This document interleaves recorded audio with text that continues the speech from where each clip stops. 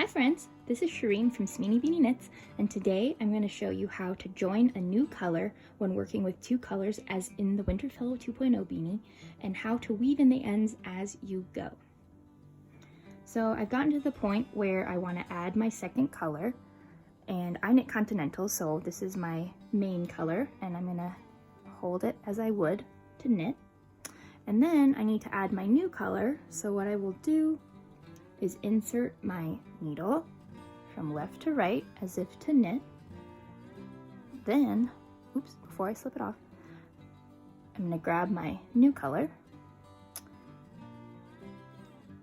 wrap it around, and then add that in.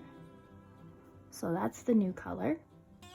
And then when I do my second stitch and my next few stitches, the little tail, I'm actually going to wrap around my working yarn, and I'm just knitting in pattern here. I'm gonna wrap it again and kind of just weave in this tail as I go, which is really helpful. And I've gotten to the point where I need to knit another stitch in my contrasting color, so I'm just gonna take that and then weave in the last of the end here. And that's how you join the new color.